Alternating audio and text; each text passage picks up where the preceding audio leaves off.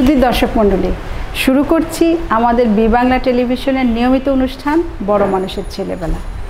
আজ আমাদের স্টুডিওতে এমন একজন অতিথি পেয়েছি যিনি আমাদের বাংলাদেশের না, তিনি আসছেন পশ্চিমবঙ্গ থেকে। ওনার নাম দেবিকা বন্দ্যোপাধ্যায়। চলুন ওনার ছেলেবেলার গল্পে ফিরে যাই।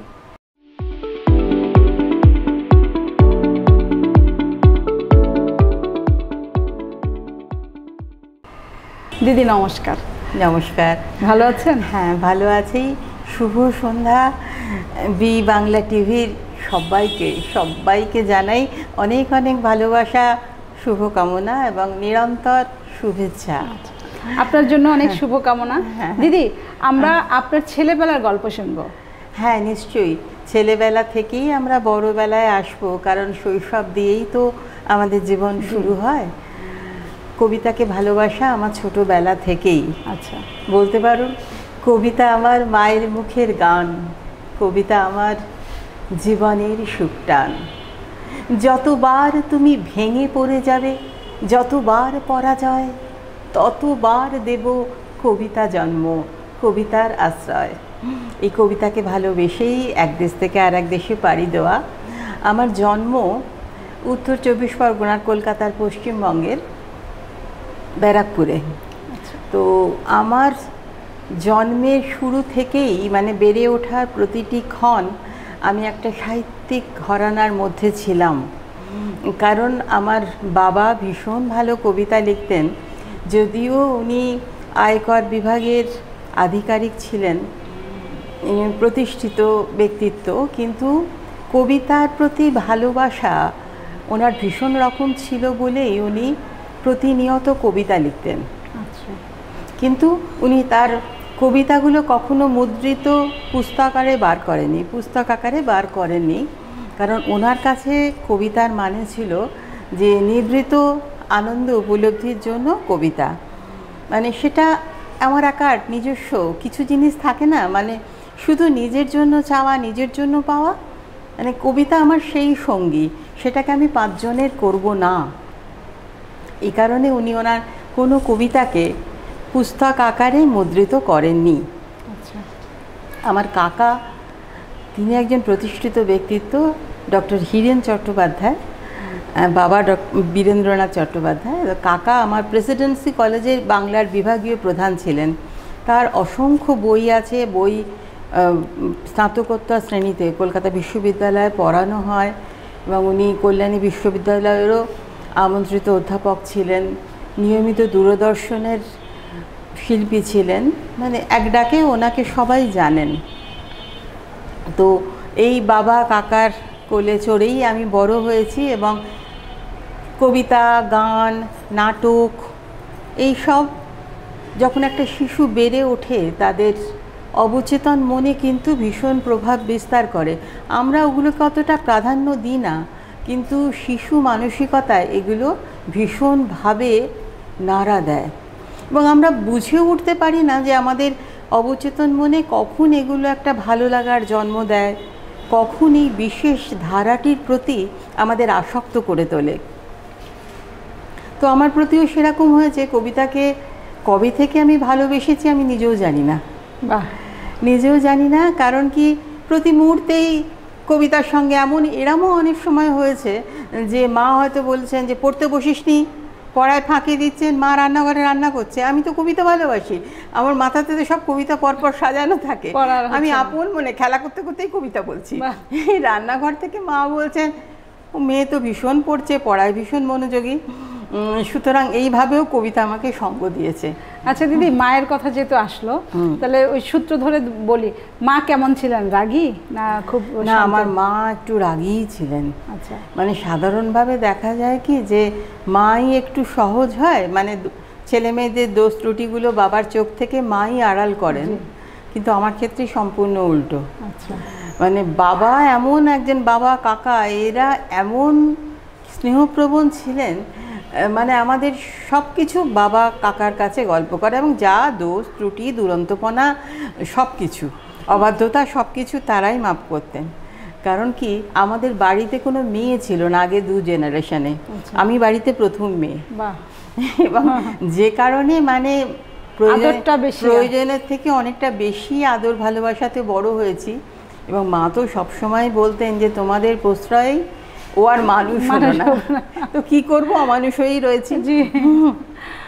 তো এইভাবেই বেড়ে ওঠা। পরবর্তীকালে আমি ব্যারাকপুর গার্লস স্কুলে পড়েছি এবং কলকাতা বিশ্ববিদ্যালয় থেকে আমি MA করেছি বাংলা বিভাগে। আচ্ছা। যখন আমি বাংলা বিভাগে MA করি সেই সময় আমি কলকাতা বিশ্ববিদ্যালয়ের হোস্টেলে থাকতাম আবাসিক, হ্যাঁ। তো ওই সময় অনেক বিশেষ ব্যক্তিত্ব আবৃত্তি জগতের, সঙ্গীতের, সাংস্কৃতিক জগতের বলাই ভালো, তারা প্রতিনিয়ত আমাদের বিশ্ববিদ্যালয়ের যে শতবার্ষিকী ভবন সেখানে অনুষ্ঠান করতেন। আর বাংলা বিভাগের ছাত্রছাত্রীরাই তাদের দেখাশোনা, তাদের সঙ্গে আলাপচারিতা, কথোপকথন, কি জল লাগবে, কি গোলাপ দেওয়া, এইসব দায়িত্বগুলো তাদের উপরেই থাকতো। আর ছেলেদের থেকে মেয়েরাই এই ব্যাপারটা একটু এগিয়ে থাকে। আর যারা নাকি আবাসিক ছিল, যাদের এটাগুলো তো সন্ধেবেলায় হতো, তো যারা বাড়ি ফিরে যেতে হতো তারা থাকতে পারতো না, যারা হোস্টেলে থাকতো তারাই এই জিনিসগুলো করতো। তো সেই সুবাদে অনেক প্রতিষ্ঠিত ব্যক্তিত্বের সান্নিধ্য পেয়েছি, যেগুলো আমার এই কবিতার প্রতি ভালোবাসা, ভালো লাগা বা আবৃত্তি শিল্পী হয়ে ওঠার পেছনে ভীষণ রকম কাজ করেছে। দিদি, আপনি তো প্রথমে ছিলেন বাসায়, তারপর আপনি হোস্টেলে থাকলেন, পার্থক্যটা কেমন বুঝলেন? বা বাবা মায়ের আদর থেকে একটা নিয়মের ভেতরে চলে গেলেন, তখন আপনার কেমন লেগেছে শিশু মনে? প্রথম কথা হচ্ছে একদম শিশু মনে আমি হোস্টেলে যাইনি। আচ্ছা। আমি হোস্টেলে গেছি যখন আমি MA পড়ি। ও আচ্ছা, বরাবর। হ্যাঁ, আচ্ছা আচ্ছা। শিশুকালে আমি বাবা মায়ের কাছেই ছিলাম এবং ওই যে বললাম যে মানে বাবা কোনো দিন আমায় কোনো কিছু বুঝতে দেননি, কোনো অভাব, কোনো কিছু মানে। আর বাবা যখন বাড়িতে থাকতেন কারো ক্ষমতা ছিল না আমার বিরুদ্ধে কোনো কথা বলার, এমনকি মায়েরও। তাহলে যে হঠাৎ করে আপনি হোস্টেলে গেলেন তখন? হ্যাঁ, হঠাৎ করে আমি হোস্টেলে যাইনি। হোস্টেলে যখন গেছি তখন আমি MA পড়ছি, তার আগে আমার অনার্স BA পাশ করা হয়ে গেছে, ঠিক আছে। তখন আমি মানসিকভাবে অনেকটাই পরিণত। সেই সময় যখন আমি গিয়েছি অসুবিধে কি হতো না? অসুবিধে নিশ্চয়ই হতো, কারণ বাড়িতে আমরা বড় হয়েছি, সকলের এক একটা আলাদা আলাদা ঘর এরকম, কিন্তু হোস্টেলেও সেগুলো ছিল, কিন্তু সেটা বাড়ির পরিবেশ তো নয়। খাবার নিয়ে যেমন ঠাকুমা বসে থাকতেন, এবং আমার তো ভীষণ রকম মনে আছে যে আমি ঘুরছি আর ঠাকুমা আমার পেছনে ভাত নিয়ে নিয়ে গ্রাস করে করে ঘুরছেন। আচ্ছা। তো সেই সব স্নেহগুলো সেটাই তো আপনার কমতি পড়েছে। সেটা তো পাইনি, কিন্তু আমার মনে হয় যে এই আবাসিক জীবনটাও দরকার ছিল। আচ্ছা। কারণ কি আমাদের বেড়ে ওঠার জন্য সব সময় তো বাবা মা পরিবারের ওই স্নেহের ছায়াটা আমরা পাবো না। মানে আত্মনির্ভরশীল হওয়ার জন্য এটা খুব ভীষণভাবে প্রয়োজন ছিল আপনার জন্য। এই জিনিসটা, যে পরিবেশটা, বাড়ির বাইরে গিয়ে পৃথিবীটাকে দেখা, এটাও তো জীবনে ভীষণ রকম দরকার, ভীষণ রকম দরকার। কারণ আমি যতদিন থাকবো আমার বাবা মা থাকবেন না, আর যেমন আজ তারা নেই, আমাকেই চলতে হবে ফাইট করে, আমাকেই চলতে হবে। এবং বাবার স্নেহ ছায়া যে আমি পেয়েছি, আমার পরের যে পৃথিবীটা, সেই পৃথিবীতে ওরকম স্নেহপ্রবণ মানুষকে আমি নাও পেতে পারি, বা ধরে নেওয়া ভালো যে পাবোই না। এখন না পাওয়া এটা ভেবে নিয়ে যদি আমি এগোই তাহলে পাওয়াটাকে মেনে নিতে পারবো, কিন্তু পাবো ভেবে এগিয়ে যদি না পাই সেটা অনেক বেশি কষ্টকর। স্কুল জীবনে কখনো কবিতা আবৃত্তি করেছেন স্কুলে? হ্যাঁ, কবিতা আবৃত্তি তো করেছি। তবে প্রথম কবিতা মনে আছে আপনার? হ্যাঁ, ছোটদের অনেক কবিতাই তো পড়েছি।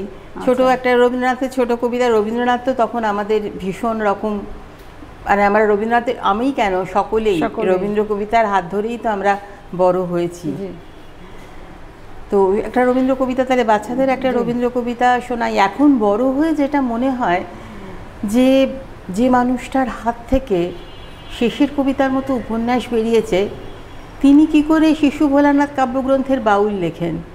মানে কি বিশাল প্রতিভা থাকলে একটা মানুষের কলম থেকে এই রকম বিপরীত ধর্মী এমন শিশু মন এবং একটা পরিণত উপন্যাস বেরোতে পারে। তো আমি বিশ্বকবির এক শিশু ভোলানাথ কাব্যগ্রন্থের বাউল কবিতাটা বলছি। দূরে অশ্বত্থতলায় পুঁতির কণ্ঠিখানি গলায়। বাউল, দাঁড়িয়ে কেন আছো? সামনে আঙিনাতে তোমার একতারাটি হাতে তুমি সুর লাগিয়ে নাচো। পথে করতে খেলা আমার কখন হলো বেলা, আমি শাস্তি দিল তাই। ইচ্ছে কোথায় নাবি, কিন্তু ঘরে বন্ধ চাবি, আমার বেরোতে পথ নাই। বাড়ি ফেরার তরে তোমায় কেউ না তাড়া করে, তোমার নাই কোনো পাঠশালা। সমস্ত দিন কাটে তোমার পথে ঘাটে মাঠে, তোমার ঘরেতে নেই তালা। তাই তো তোমার নাচে আমার প্রাণ যেন ভাই বাঁচে, আমার মন যেন পায় ছুটি। গগু, তোমার নাচে যেন ঢেউয়ের দোলা আছে, ঝড়ে গাছের লুটোপুটি। অনেক দূরের দেশ আমার চোখে লাগায় রেশ, যখন তোমায় দেখি পথে। দেখতে যে পায় মন যেন নাম না জানা বন, কোন পথ হারা পর্বতে। হঠাৎ মনে লাগে যেন অনেক দিনের আগে আমি অমনি ছিলেন ছাড়া।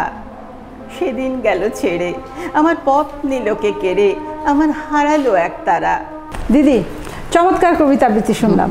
তো এখন আপনি তো রবীন্দ্রনাথের কবিতা আবৃত্তি করেন, আপনি কি আমাদের নজরুলের কবিতা জানেন? হ্যাঁ, অবশ্যই। নজরুল ইসলামও আমার একজন ভীষণ ভীষণ প্রিয় কবি। আমি তো মনে হয় যে মানে মহাকালের দেউল থেকে দৈববাণীর মতোই নজরুল ইসলামের বাংলা কাব্য জগতে আবির্ভাব। এবং তিনি কি কবিতায় কি গানে অসুন্দরের ধ্বংসের পথে, অসুন্দরকে ধ্বংস করতে চেয়েছেন, বিনাশ করতে চেয়েছেন মানুষের কল্যাণে। এবং সর্বশক্তিমান ঈশ্বরের যে সমপ্রাণতার বাণী, যেমন বিভেদকামী মানুষ সহ্য করতে পারিনি, এর জন্য কিন্তু কবি ভীষণভাবে ব্যথিত এবং ক্ষমা প্রার্থনা করেছেন হজরতের কাছে। তোমার বাণী রে করিনি গ্রহণ, ক্ষমা করো হজরত। ভুলিয়া গিয়াছি তব আদর্শ, তোমার দেখানো পথ, ক্ষমা করো হজরত। বিলাস বিভব দলিয়াছ পায়ে, ধুলি সম তুমি প্রভু। তুমি চাহ নাই আমরা হইব বাদশাহ নবাব কভু। এই ধরনীর ধন সম্ভার সকলের তাহে সম অধিকার। তুমি বলেছিলে ধরণীতে সবে সমান পুত্রবৎ, ক্ষমা করো হজরত।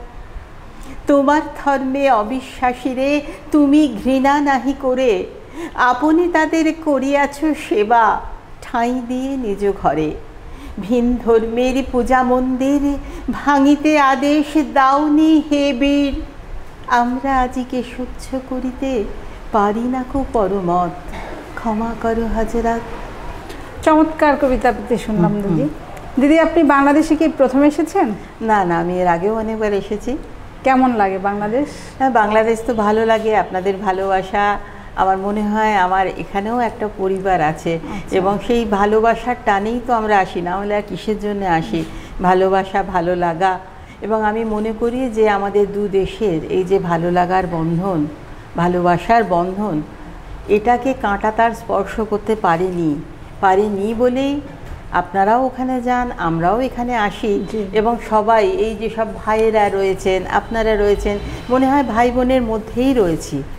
পারিবারিক বন্ধন, এটা আমার অন্য আর একটা পরিবার বলে মনে হয়। আচ্ছা, তো আমি আশা করব আমাদের সেই পারিবারিক বন্ধন অটুট হোক, আমরা যেন এইভাবে ভ্রাতৃত্বের বন্ধনে, ভালোবাসার বন্ধনে আজীবন একাত্ম হয়ে থাকতে পারি। ধন্যবাদ দিদি, আপনার জন্য অনেক শুভকামনা রইল। আবার আসবেন আমাদের দেশে। নমস্কার। নিশ্চয়ই নিশ্চয়ই। যদি কিছু বলেন আমাদের বি বাংলা টেলিভিশনকে। হ্যাঁ, বি বাংলা টেলিভিশনের এই অনুষ্ঠানটা আমার ভীষণ ভালো লাগলো। এদের আন্তরিকতা আমাকে আপ্লুত করেছে এবং আমার ইচ্ছে থাকলেও আগামী দিনেও আবার এখানে আসার এবং আপনাদের সকলের সান্নিধ্য আমি কামনা করছি। বি বাংলা টেলিভিশনের উত্তরোত্তর শ্রীবৃদ্ধি এবং সার্বিক অগ্রগতির জন্য রইল আমার শুভকামনা। নমস্কার। সুধী দর্শক মণ্ডলী, আজ এ পর্যন্তই। আগামী সপ্তাহে আপনাদের সাথে আমার আবার দেখা হবে অন্য কোনো অতিথি নিয়ে। সে পর্যন্ত সবাই ভালো থাকবেন, সুস্থ থাকবেন এবং বি বাংলা টিভির সাথেই থাকবেন। আমি কামরুন নাহার শিলা আজ আপনাদের মাঝ থেকে বিদায় হয়ে যাচ্ছি।